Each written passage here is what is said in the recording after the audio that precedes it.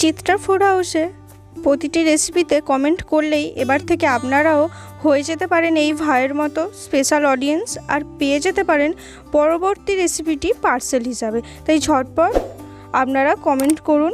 আর আজকে সকলকে স্বাগত জানিয়ে চিত্রা ফুড হাউসে নতুন রেসিপি আজ বানাচ্ছি চিংড়ি মাছের পুর ভরা পটলের দোরমা। চলুন পুরো ভিডিওটি দেখতে থাকুন একটুকু স্কিপ না করে। প্রথমেই আমি এখানে 500 গ্রামের মতো পটল নিয়ে নিয়েছি, যার খোলাগুলো আমি একটা ছুরির সাহায্যে উপরটা জাস্ট চেঁচে নেব, ছাড়াবো না কিন্তু। এইভাবে এক এক করে প্রতিটা কিন্তু ছুরির সাহায্যে চেঁচে নিতে হবে।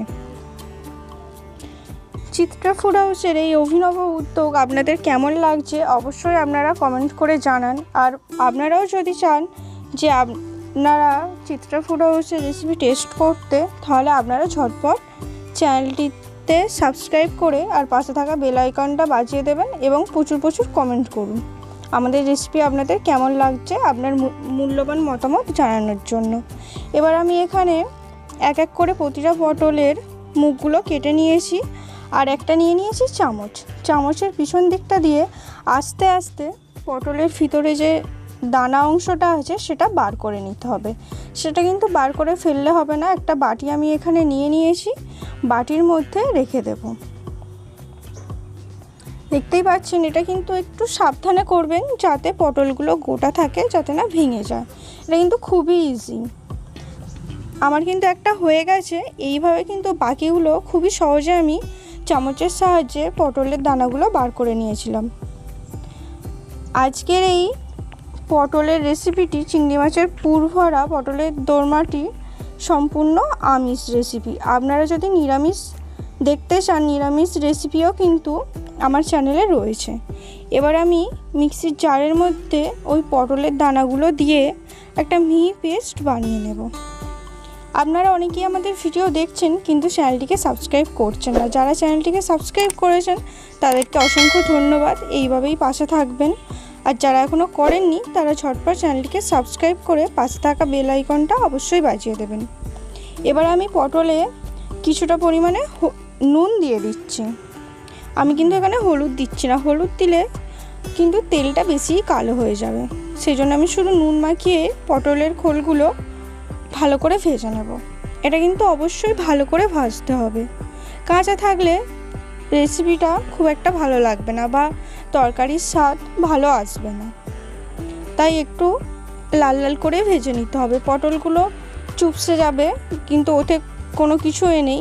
চুপসে গেলেও আবার যখন পরবর্তীকালে পুর ভরা হবে তখন কিন্তু পটলগুলো যেমন তেমনই হয়ে যাবে। তাই অবশ্যই আপনারা এখানে পটলগুলো লাল লাল করে ভেজে নেবেন।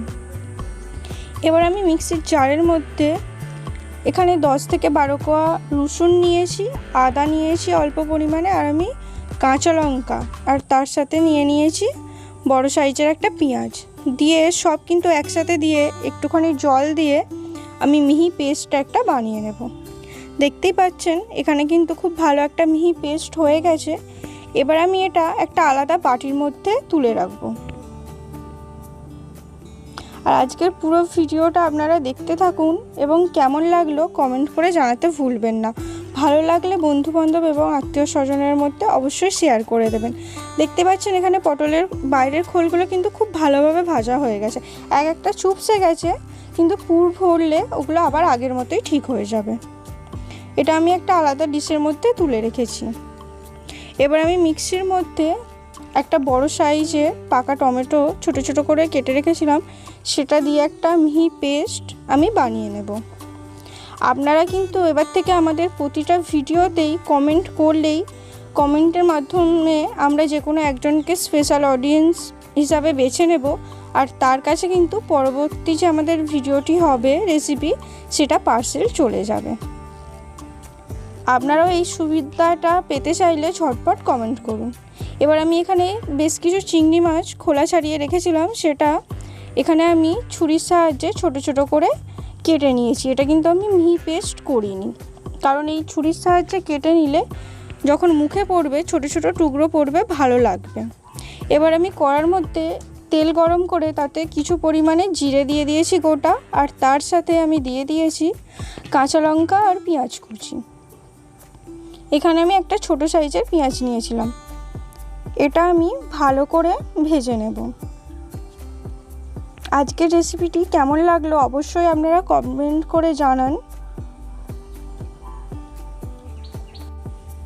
এবার আমি বেটে রাখা পটলের দানাগুলো কড়ার মধ্যে দিয়ে দিচ্ছি। এটা আমরা পটলের ভিতরে যে পুরটা দেবো সেই পুরটাই বানিয়ে নিচ্ছি।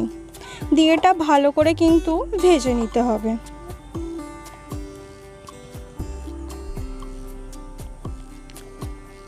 এবার আমি হাফ চামচ মতো হলুদ গুঁড়ো দিয়ে দিচ্ছি।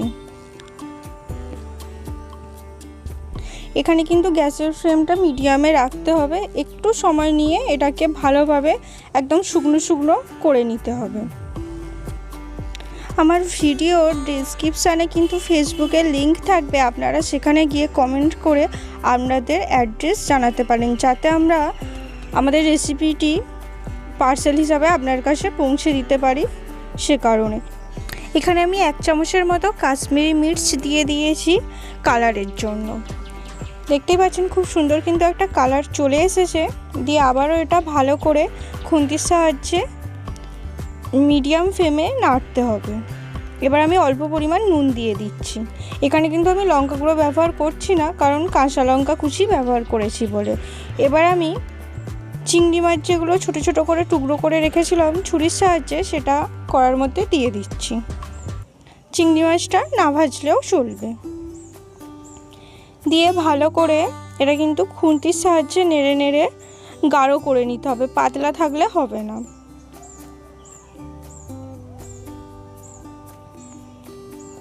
পুরটা কিন্তু আমার অলরেডি রেডি হয়েই এসেছে, দেখতেই পাচ্ছেন। এবার আমি এখানে বেশ কিছুটা পরিমাণে কোড়া নারকেল দিয়ে দেব। কোড়া নারকেলটা দিলে কিন্তু এর স্বাদটা অনেক ভালো লাগবে। আপনারা বাড়িতে এইভাবে একবার হলেও এই পুর ভরা চিংড়ি মাছের পটলের দোরমাটা করে দেখতে পারেন, দারুণ কিন্তু লাগবে। এটা শুধুমাত্র গরম গরম ভাতের সাথে না, রাইস, পোলাও বা রুটি পরোটার সাথেও আপনারা খেতে পারেন। নারকেল কোড়াটা দিলে পুরটা কিন্তু অনেক গুণ এর স্বাদ বেড়ে যায়। এখানে আমার পুর রেডি হয়ে গেছে। এটা আমি একটা আলাদা বাটির মধ্যে তুলে নেব। তুলে নিয়ে একটু ঠান্ডা করার জন্য রেখে দিতে হবে।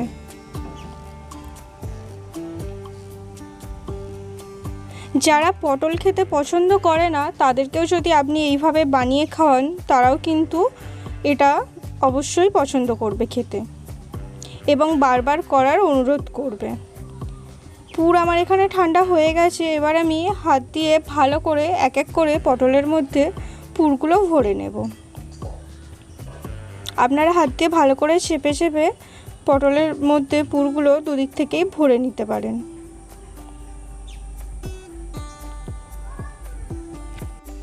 এখন পটলের সিজন, বাজারে প্রচুর পটল পাওয়া যাচ্ছে।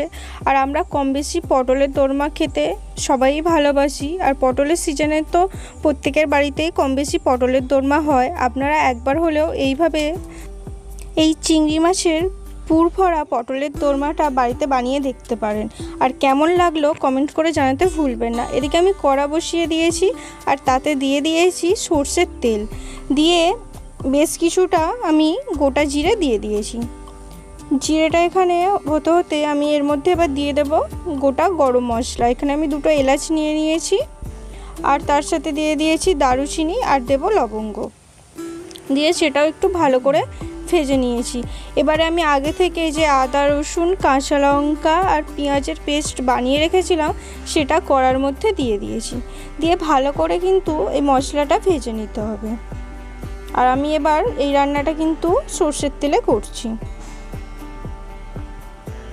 সর্ষের তেলে করলে কিন্তু এর স্বাদটা আরও অনেক গুণ বেড়ে যায়। এবার আমি হাফ চামচ পরিমাণে লবণ দিয়ে দিয়েছি। দিয়ে আবারও সমস্ত মশলাটা খুন্তির সাহায্যে মিশিয়ে নেব। আমার চ্যানেলে কিন্তু আরও অনেক ভিডিও আছে, আপনারা সেইগুলোও দেখতে পারেন এবং ভালো লাগলে কমেন্ট করে জানাতে ভুলবেন না। আর চিত্রা ফুড হাউসের এই অভিনব উদ্যোগ কেমন লাগলো আপনারা অবশ্যই কমেন্ট করে জানাবেন। এবার আমি কড়ার মধ্যে আগে থেকে যে টমেটোর পেস্ট বানিয়ে রেখেছিলাম সেটা দিয়ে দেব। এবার থেকে প্রতিটা ভিডিওতেই কিন্তু এই ব্যবস্থা চালু থাকবে। যারা যারা আপনারা ভিডিওতে কমেন্ট করবেন তাদের মাধ্যমেই বা তাদের মধ্য থেকেই যে কোনো একজন হয়ে যাবে স্পেশাল অডিয়েন্স, যার কাছে আমাদের পরবর্তী রেসিপিটি পার্সেল হিসাবে চলে যাবে। এবার আমি 1/2 চামচ পরিমাণে হলুদ গুঁড়ো দিয়ে দিয়েছি, দিয়ে ভালো করে মশলাটা ভেজে নিতে হবে। এবার আমি কড়ার মধ্যে দিয়ে দিচ্ছি 1/2 চামচ পরিমাণে জিরে গুঁড়ো,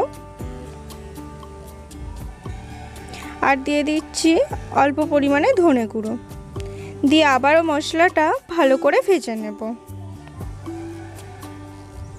পটলের সিজনে কিন্তু এইভাবে বাড়িতে একবার হলেও আপনারা এই রেসিপিটি বানিয়ে দেখতে পারেন। রেসিপির স্বাদটা কিন্তু সত্যি মুখে লেগে থাকার মতো।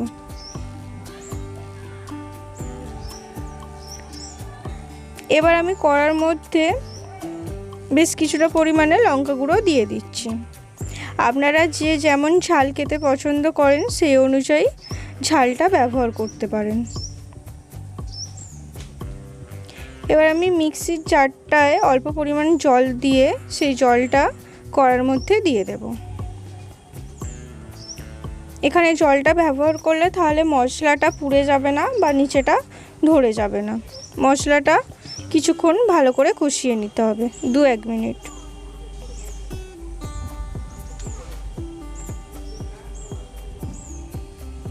দেখতেই পাচ্ছেন মশলাটা কিন্তু খুব সুন্দর একটা কালার এসেছে।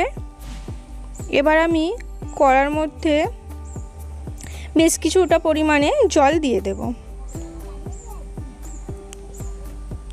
জলটা দিয়ে ভালো করে কিন্তু ফুটিয়ে নিতে হবে। চিত্রা ফুড হাউসের রেসিপি যদি আপনিও টেস্ট করতে চান তাহলে ঝটপট দেরি না করে আপনারাও কমেন্ট করে জানান। কমেন্টের মধ্যে থেকেই আমরা যে কোনো একজনকে বেছে নেব যে আমাদের পরবর্তী ভিডিওটি পার্সেল হিসাবে পেয়ে যাবে। এবার আমি এখানে একটা বাটারের স্লাইস দিয়ে দিয়েছি। আপনারা এখানে বাটারের পরিবর্তে ঘিও ব্যবহার করতে পারেন। দিয়ে আবারও এখানে গ্রেভিটা ভালো করে ফুটিয়ে নিতে হবে। এবার আমি আগে থেকে যে পটলের ভিতরে পুরগুলো ভরে রেখেছিলাম সেই পটলগুলো এক এক করে কড়ার মধ্যে দিয়ে দেব। পটলটা ভালো করে ভাজলে কিন্তু এর স্বাদটা তবেই ভালো লাগবে পটলের, তাই বাইরের খোলটা কিন্তু অবশ্যই লাল লাল করে আপনারা ভেজে নেবেন।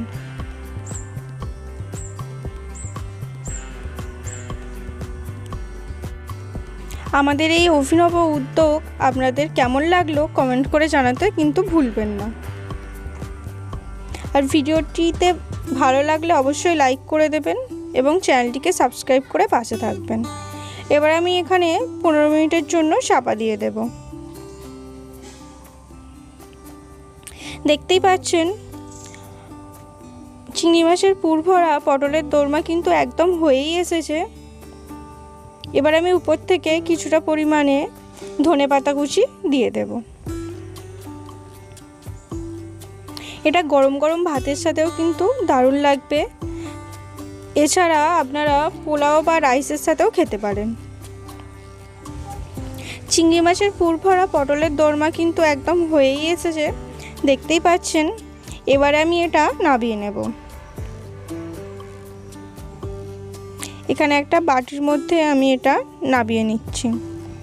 পুরো ভিডিওটি দেখার জন্য অসংখ্য ধন্যবাদ। দেখা হচ্ছে পরের ভিডিওয়।